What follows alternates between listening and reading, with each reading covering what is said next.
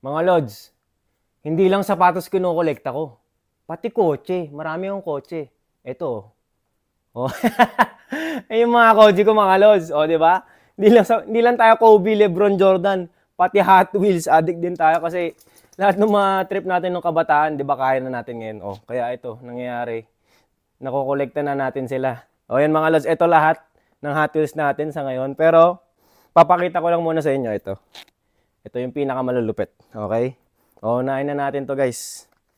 Ito, sa mga addict rin sa kotse, Honda Civic na EG ba? EG? Kung di ako nagkakamali. EG Spoon. O, yan siya guys. O, ito talaga yung real life. Tapos, ito yung Hot Wheels niya. Tingnan nyo ng detalye guys. O, ganda o. Para siya naka-TE. O, hindi. Ano to? Spoon. Spoon na ano to. Na rims. Tapos, yan o. Sticker sa gilid. Hindi siya sticker, pero talagang nasa pintura siya eh. Sa inyong harap guys o. Umo Civic talaga. Yan o. Yung ilaw, ang ganda.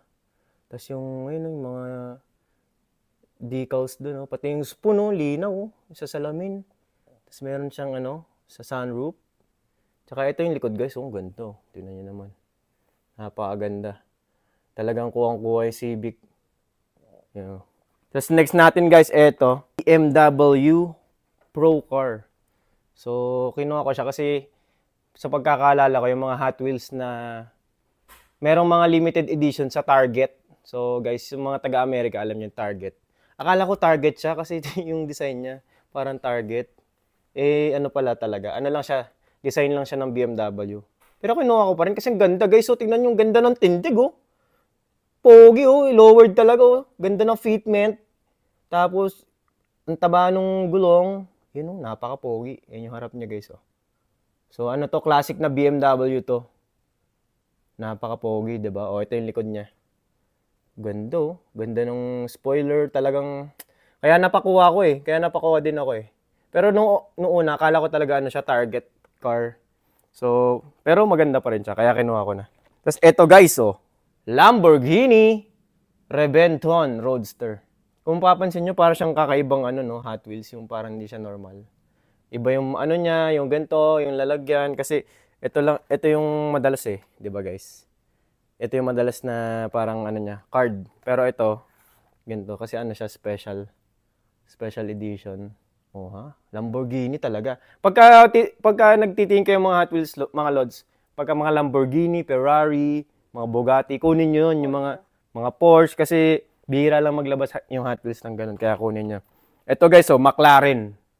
Oh, ito yung old school na McLaren. Alam ko ito yung pinakaunang McLaren eh. So, yan siya guys. Oh, ang ganda ng ilaw. Talagang may design siya na ilaw. Tapos, ang ganda ng tindig nung gilid, oh. Yun, oh. Talagang saktong-sakto yung fitment niya sa, ano, fender. Tapos, ito yung likod guys, oh. Ganda ng likod, oh. Ganda ng ilaw, oh. May red tsaka orange talaga. Tapos, may sticker dun maliit, oh. Hindi ko lang alam kung kita sa camera, eh. Pero parang F1 logo siya. Napakaganda. Napakaganda. Eto pa guys, oh. Tingnan nyo no. Tingnan yung mga Hot Wheels natin dito, hindi yung mga normal. Ayun, oh. Tingnan nyo guys, ang ganda ng tindig niya talaga. Ito ang ganda. Ito yung mga gusto ko, yung mga magagandang tindig eh. Yan siya. Yung ibig sabihin ko doon mga lods, tingnan nyo yung, yan, oh, yung gulong, tsaka yung fender. Saktong-sakto siya, 'di ba? Ayun yung magandang tindig.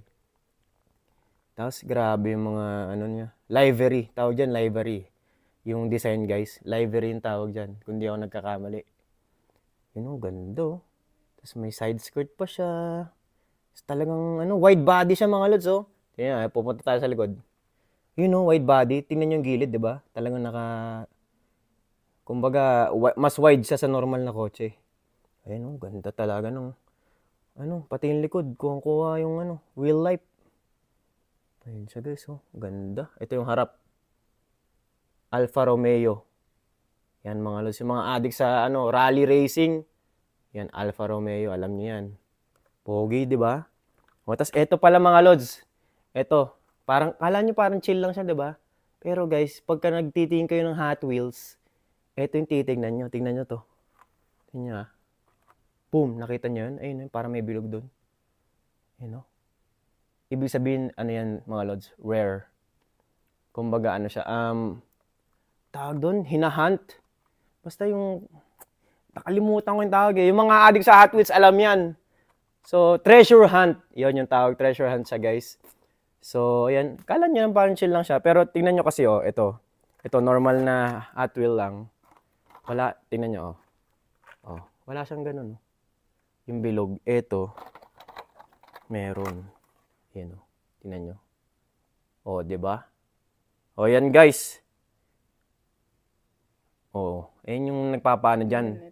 Oh, ayan yung palatandaan na treasure. Symbol means you Oo. just found a collectible treasure hunt. Yun, treasure hunt. So, hinahunt talaga ng mga addict sa Hot Wheels yan. So, ayan mga lods, eto na muna.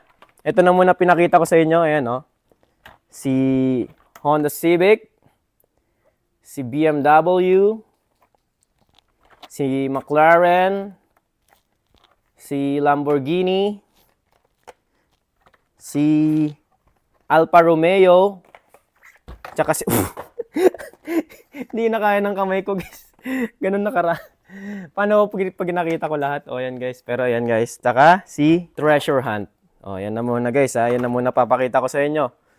Kasi, abutin tayo ng siguro, 1 oras pag pinakita ko lahat. O.